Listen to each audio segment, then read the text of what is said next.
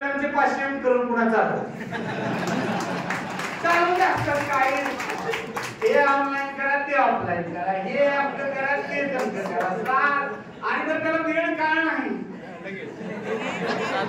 आता 5 वाजले त्या आता घरी जाऊन बसतो असं काही नाही. बरं पुन्हा सूचना आहे कोण त्याची वाट बघायची काय गरज आहे ग्रुप मध्ये नाहीत का तुम्ही म्हणजे त्यानं सारखं ते उचलून ती सारखं समोर ठेवावं म्हणजे अशी आज आपली अवस्था झालेली आहे. आणि एवढ्याला सुद्धा पुरून उरणारा हा आपला शिक्षक हा अत्यंत चांगला आहे. परंतु आता आपल्याला काय झालं की आता आपल्या सगळ्यांनी मित्राचा आता म्हणेन इथून सुटल्या आता काय पुस्तकं तेवढी पाहिजे सीबीएसई ची मिळतील नाही वगैरे प्रत्येकाने एक संच तो परत खरेदी करा आणि एकदा वाचायला लागला. हिंदी मध्ये आहेत इंग्रजी मध्ये आहेत बाकी काय आणि आपल्याला जास्तीत जास्त त्याच्यामध्ये जर आपल्याला आणखी माहिती फक्त 2 ह्याच्यामध्ये बदल होणार आहे जास्तीत ते म्हणजे गणित आणि सायन्स मध्ये. बाकी तर आपण मराठी सीबीएसई जरी असली तर मराठीतून शिकवणार हिंदी सीबीएसई असली तरी ते दोन शिकवणार. फक्त जे गणित आणि विज्ञान जे आहे ते आपण ऍज इट इज तसंच इम्प्लिमेंट करणार आहोत. त्याच्यामध्ये सेमीला जी आहे ती ऍज इट इज राहणार आहे त्याचं ट्रान्सलेट वगैरे काही होणार नाही. मात्र जिथं मराठी माध्यमामध्ये आपण शिकवतोय तिथं त्याचं मराठीमध्ये होणार आहे उर्दू बनेला उर्दू मध्ये होणार आहे जी काय आपल्या 7 लँग्वेज आहेत कन्नड वगैरे त्याच्यामध्ये होणार. आता त्याच्यामध्ये आणि याच्यामध्ये फरक काय आहे खरं तर मला सांगायला आनंद वाटतो की याच गोष्टीचा आता खरं तर म्हणून आहे आपण म्हणजे परंतु आम्ही अनेक 2014 पासून पाठपुरावा आम्ही करतोय की बाबा हे जीएनसी आरटीसी ची बुक्स आहेत किंवा जे गणित विज्ञानचे ऍसिटीज लागू करा. का लागू करा तर आता आपली 10वी ला जी मुलं आहेत किंवा 12वी ला मुलं आहेत हे अभ्यास करतात आपल्या स्टेट बोर्डाचा आणि परीक्षा नीट असेल जेईई असेल किंवा यूपीएससी असेल किंवा ऑल अदर एक्झाम म्हणजे आयसरची असेल काय बाल वैज्ञानिक असेल काय जेवढ्या परीक्षा असतील हे सीबीएसई च्या अभ्यासक्रमावर. आणि मग आपल्यातले काही लोक त्यावेळेस विरोध करायचे की ते म्हणायचे दोन्ही समान आहे थोडा तर फरक आहे. माझं म्हणणं की हा थोडा तरी फरक कसा ठेवायचा त्यांना जे मिळतंय तेच आमच्या मुलांना मिळू द्या.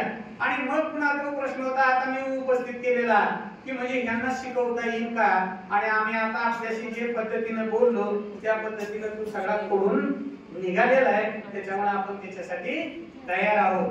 आता याच बरोबर की आता आपल्याकडे निपुण भारत आहे किंवा एफएलएन आहे किंवा वेगवेगळे उपक्रम चालतात. मला याच्यामध्ये वारंवार मी आपल्यासाठी याही सभागृहात आपल्याशी बऱ्याच चर्चा झालेली आहे की आपल्याला टॉनिक वगैरे विटामिन काही घ्यायचं नाही सप्लिमेंटरी फूड काहीच नाही जिम मध्ये जाऊन. आपल्याला काय करायचं की घेताना सात्विक आणि पौष्टिक आहार घ्यायचा की ज्याच्यामुळे त्याला सप्लिमेंटरी फूडची गरजच लागणार नाही. म्हणजे आपण अध्यापनात असं करायचंय की ते खणखण वाजलं पाहिजे आणि खणखण वाजण्यासाठी 2-3 गोष्टी आहेत आपल्याला. भाषेवर त्याचं चांगलं प्रभुत्व असलं पाहिजे.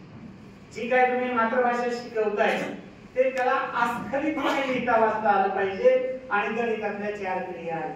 जगामध्ये एवढं जर आलं भाषा कुठलीही राहू द्या काही फरक पडत नाही. पण प्रॉब्लेम काय होतो की आपलं थोडंसं बोलू तिथं चालतं. मागच्या वर्षी आम्ही सर्व विभागाच्या शिक्षणाधिकाऱ्यांना हे सूचना दिल्या होत्या की पहिलीच्या वर्गात तुम्ही ते शिक्षक देत असताना मुख्याध्यापकाला पहिलीचं देऊ नका. कारण तुमचा जो शाळेचा मुख्याध्यापक आहे त्याला पहिलीचा वर्ग देऊ नका आणि तुमच्या शाळेत जो सर्वात हुशार किंवा ऍक्टिव्ह आहे त्याला पहिलीचा वर्ग द्या. का द्या तर जर पहिलीला जर त्याला चांगलं लिहिता वाचता आलं आणि गणितावरल्या पहिलीला 2च क्रिया आहेत आणि पुढच्या 2 क्रियाची पूर्वतयारी आहे ही जर झाली तर पुन्हा त्याला काही गरज नाही म्हणजे कुठे जायची. जर पहिलीला जर तो मुलगा गणित वाचत असेल लिहित असेल बेरीज वजाबाकी करत असेल त्याला स्थानिक किंमत कळत असेल तर त्याला बाकीचं काहीच गरज नाही. आणि दुर्दैवाने मला वाटतं की आपलं काय होतं नेमकं पहिलीच्या वर्गाला दुर्लक्ष होतं आणि मग पुन्हा काय प्रथम असेल असर असेल काय ते तुमची सॅट असेल नास असेल हे 500 परीक्षा जरी असल्या तर हे मूळ जर असेल कुठलीही परीक्षा देता येईल. पण आपल्याकडे काय होतं की आता पॅटची परीक्षा आहे आणि असरची परीक्षा आहे की याच्यामध्ये डिफरन्स येतो कारण परीक्षा आपण घेतो असं पुढच्या थर्ड कोर्स, त्याला काय आपण घाबरायची गरज नाही, असला किंवा नसला. प्रॉब्लेम काय होतोय, आपण परीक्षा घेताना जरा ढिला हात सोडतो, म्हणजे मार्क किती द्यायची तुमच्या हातात आहे, आणि असं किंवा नासाय ते तुम्हाला यंत्रणा आहे, आणि त्याच्यामुळे तो येणारा फरक आहे. मात्र हा फरक हा लक्षात येण्यासारखा फरक आहे. मला वाटतं की हा फरक आपला कमी झाला पाहिजे. तुम्हाला आता मला वाटतं सूचना दिलेल्याच आहेत त्या सगळ्यांना याच्या संदर्भात. तर येणाऱ्या कालावधीमध्ये आपण अत्यंत चांगल्या पद्धतीने काम करतो. आपण सगळेच करत आहात की म्हणजे आपला जर आज जरी विभाग पाहिला, सुदैवाने तुमच्या माहितीचं सांगतो की आपले आयुक्त जे आहे हे तुमच्या बरोबर सगळ्यांनी काम केलेलं, किंवा आयुक्तांनी काम केलेलं आहे. VC मध्ये सुद्धा एखादा प्रश्न मला विचारला तरी परवा विचारलं VC मध्ये, मला वाटतं मॅडम होते का नाही, किंवा निपुणचा GR किंवा याचा GR पायावर खाली गेलाय का शाळेवर, मी म्हटलं साहेब गेलाय म्हणलं. ते म्हणले साकोळच्या मुख्याध्यापकाला करू का फोन. आयुक्त साहेब स्वतः VC मध्ये म्हणतो. ते मालिक यांनी मलाही सांगितलं की म्हणले सगळ्यांचे नंबर आजही माझ्याकडे आहेत. लातूर जिल्ह्यात काम करत असताना जेवढ्या लोकांशी संपर्क आला ते त्यांनी सांगितलं 2 का 3 हजार नंबर माझ्याकडे आहेत.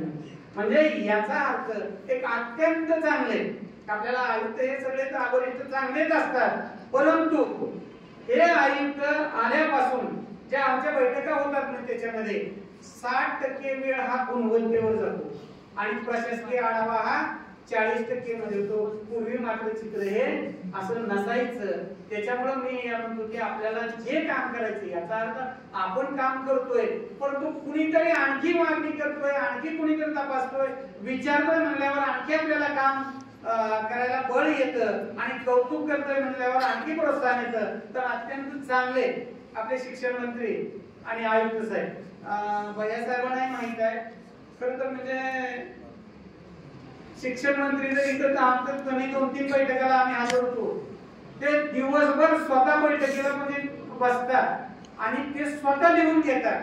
ती स्टेनोला दे, याला दे असं नाही. कमीत कमी आता माझ्या 2 बैठका झाल्या तर त्यांनी एका बैठकीला 5-6 पानं लिहिलं स्वतः, पेजेस. प्रत्येक गोष्ट समजा काय म्हणाले ते नोट करून घेणे आणि ऐकणे. अत्यंत म्हणजे एक ज्याला आपल्याला शिक्षणामध्ये बदल करण्यासाठी आयुक्त आणि शिक्षण मंत्री अत्यंत चांगल्या पद्धतीने काम करतायत, आणि त्याचंच एक फलित म्हणजे आज CBSEचा अभ्यास सुरू होतोय. तर मला वाटतं की आता आपलं बराच वेळ झालेला आहे, आपली क्षमता बऱ्यापैकी संपलेली आहे. आता फक्त आता फार आपला न लांबवता पुन्हा एकदा तुम्हाला या सर्व यशस्वी शिक्षकांना खूप खूप शुभेच्छा देतो, आणि येणाऱ्या कालावधीमध्ये आपण दुपटीनं तिपटीनं काम करू एवढी अपेक्षा व्यक्त करतो. थँक्यू.